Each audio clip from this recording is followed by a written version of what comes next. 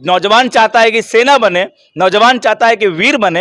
ये देश की इस योजना की का नाम जो है ये अग्निपथ और अग्निवीर नहीं, इस योजना का नाम चौकीदार योजना रख दीजिए। और जितने आपके समर्थक और जिसको तथाकथित अंधभक्त कहते हैं उन सबकी ज्वाइनिंग कराइए, किसी को कोई आपत्ति नहीं होगा। चल रहा था, हर जगह देखने को मिलता था, मैं भी चौकीदार, मैं भी चौकीदार, मैं भी चौकीदार।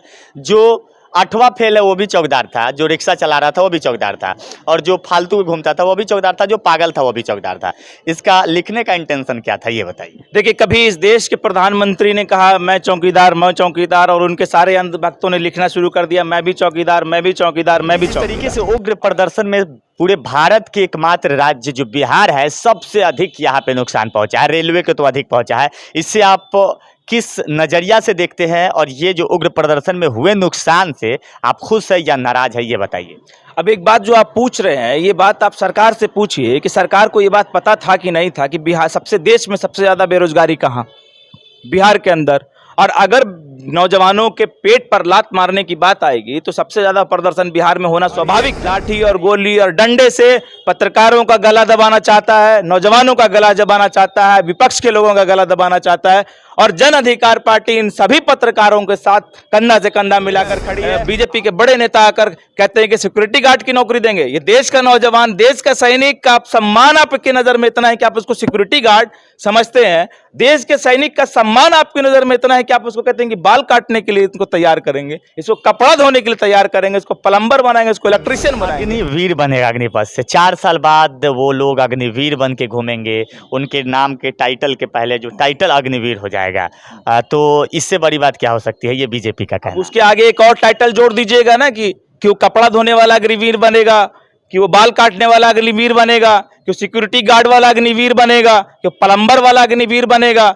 देश के सैनिकों का सम्मान भाजपा और सरकार की नजर में इतना ही है, और इसी बात की चिंता नौजवानों को है, और नौजवान इसी सम्मान का विरोध करने के लिए सड़क पर उतर गए। इस वक्त हमारे साथ है जन अधिकार पार्टी के प्रवक्ता हैं शाहान परवेज जी, और जिस तरीके से अग्निपथ योजना को लेकर इनकी पार्टी भी लगातार प्रोटेस्ट कर रही है और लगातार उन लोगों को समर्थन दे रही है जो इसके विरुद्ध बात कर रहे हैं। शाहान जी, इसे किस नजरिया से देखते हैं ये बताइए।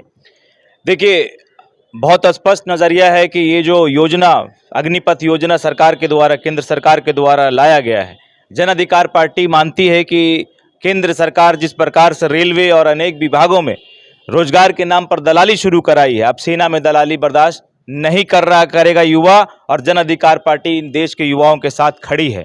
और अगर देश का युवा चाहता है, जन अधिकार पार्टी, और मेरा एक सवाल है केंद्र सरकार से कि अगर देश का युवा चाहता है कि उसको 4 साल की नौकरी नहीं श्रीमान, उसको परमानेंट नौकरी चाहिए, वो उसके दिल के अंदर, उसके दिलों में और उसके सीने में देशभक्ति इतनी उमड़ रही है कि वो चाहता है कि वो सैनिक अस्थायी रूप से देश की सेवा करे। आप कहते हैं कि 4 साल देश की सेवा करे, और कल जिस प्रकार का घिनौना बयान बीजेपी के राष्ट्रीय महासचिव कैलाश विजयवर्गीय जी का आया है, और ये नौजवानों को अंदेशा था और हम लोगों को भी अंदेशा था कि जिस प्रकार का इंटेंशन कल के प्रेस कॉन्फ्रेंस के बाद, विजय वर्गीय जी के प्रेस कॉन्फ्रेंस के बाद और केंद्र सरकार के मंत्री रेड्डी साहब के बयान के बाद और ट्वीट के बाद जो आया है, उससे जो युवा सवाल पूछ रहा था, हम लोग जो सवाल पूछ रहे थे इस योजना की मंशा पर, वो बहुत स्पष्ट हो गया है।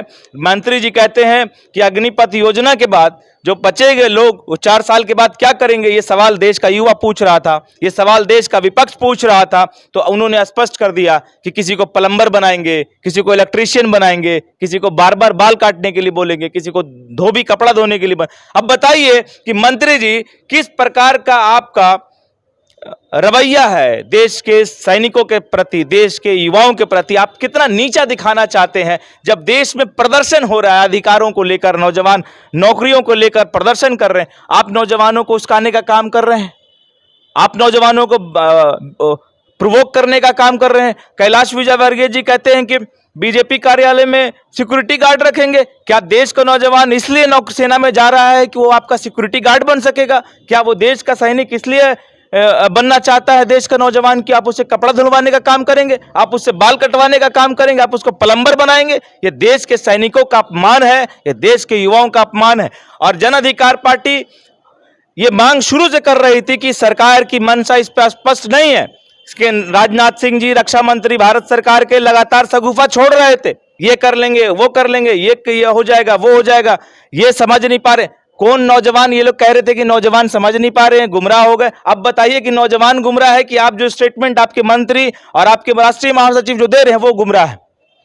राजनाथ सिंह जो शगुफा छोड़ रहे थे, उसका शगुफा का हवा निकाल कर रख दिया कैलाश विजयवर्गीय जी ने और भारत सरकार के मंत्री रेड्डी साहब ने। अब भाजपा स्पष्ट करे और प्रधानमंत्री और राजनाथ सिंह जी स्पष्ट करें कि आप जो कह रहे थे वो सही था, कि राजनाथ सिंह विजयवर्गीय जी जो कह रहे हैं वो सही है, या रेड्डी साहब का ट्वीट सही है। देखिए, और जिस तरीके से बिहार में देखा जा रहा है, प्रदेश अध्यक्ष बीजेपी के संजय जायसवाल और नीतीश कुमार, जेडीयू बीजेपी में तालमेल खा ही नहीं रही है, इस पे क्या कहेंगे? देखिए, तालमेल तो ये तो आप हमसे पूछिएगा तो मैं बस इतना ही कहूंगा शुरू से कि यहाँ पर चोरे चोर मौसेरे भाई की कहानी चली आ रही है। सत्ता का मलाई चाटना है, इसलिए सत्ता में कुर्सी में बने रहना है। देश के नौजवानों से कोई मतलब नहीं, बिहार के नौजवानों से कोई मतलब नहीं। बाढ़ आएगा तो कोई मतलब नहीं, कोरोना आएगा तो कोई मतलब नहीं। बिहार में बेरोजगारी बढ़ती चली जा रही है, इसके लिए कोई योजना नहीं। जितनी वैकेंसीज निकाली जा रही है, सब सारी वैकेंसी, एक एक वैकेंसी आप 5 साल का टेंडर उठाकर देख लीजिए। एक एक वैकेंसी के अंदर क्यों नौजवानों को सड़क पर उतरना पड़ता है, क्यों नौजवानों को आंदोलन करना पड़ता है? अगर आपने वैकेंसी सही निकाली होती और नौजवानों को रोजगार मिल रहा होता तो रोजगार नौजवान आज देश का और बिहार का सड़क पर नहीं होता, आपका गुणगान कर रहा होता। तो आप नौजवानों को पागल समझते हैं। आप कहते हैं कि नौजवान गुमराह हो गए। ये गुमराह नौजवान नहीं है, गुमराह सरकार हो गई है जो इन नौजवानों के हित की बात नहीं करती, इन नौजवानों को कि कल्याण की बात नहीं करती। बिहार के अंदर ये प्रदर्शन इसलिए उग्र हो गया कि बिहार के अंदर सबसे ज्यादा सरकारी नौकरी पर डिपेंडेंसी होती है। बिहार का नौजवान और उसका परिवार का पहला प्रयास होता है कि उसका बेटा सेना में चला जाए, उसका बेटा पुलिस में चला जाए या सरकारी किसी दूसरी नौकरी में चला जाए। आपने रेलवे, सबसे बड़ी वैकेंसी रेलवे को बर्बाद कर दिया। आज आपने सेना में दलाली घुसेड़ दी। अब बताइए कि बिहार का नौजवान किस मुद्दे पर आश्रित रहेगा? उसके लिए नया प्रावधान क्या होगा? रोजगार का अवसर कहां से आएगा? ये सवाल आपसे नौजवान पूछ रहा है। और जब ये सवाल नौजवान आपसे पूछ रहा है तो आप उस पर लाठियां चला रहे हैं, आप उस पर गोलियां चला रहे हैं। आप कहते हैं कि ये सेना के लायक ही नहीं है जो लोग आंदोलन कर रहे हैं। आप बताइए कि जो लोग आंदोलन कर रहे हैं वो सेना के लायक नहीं है? आंदोलन करना, वो अधिकार की बात करना, ये गलत है। उग्र कर रहे हैं कि जिस तरीके से उग्र प्रदर्शन में पूरे भारत के एकमात्र राज्य जो बिहार है, सबसे अधिक यहाँ पे नुकसान पहुंचा है, रेलवे को तो अधिक पहुंचा है। इससे आप किस नजरिया से देखते हैं, और ये जो उग्र प्रदर्शन में हुए नुकसान से आप खुश है या नाराज है, ये बताइए। अब एक बात जो आप पूछ रहे हैं, ये बात आप सरकार से पूछिए कि सरकार को ये बात पता था कि नहीं था कि बिहार देश में सबसे ज्यादा बेरोजगारी कहाँ? बिहार के अंदर। और अगर नौजवानों के पेट पर लात मारने की बात आएगी तो सबसे ज्यादा प्रदर्शन बिहार में होना स्वाभाविक है।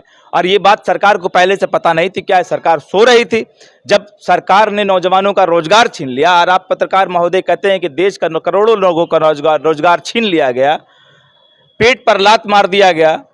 और पेट पे लात मारने के बाद आप कहते हैं कि सरकार की सुने, शांति बहाल करें, सरकार की सुने। अब बताइए कि देश का नौजवान सरकार की सुने कि पेट की सुने? समस्या ये खड़ी हो गई है।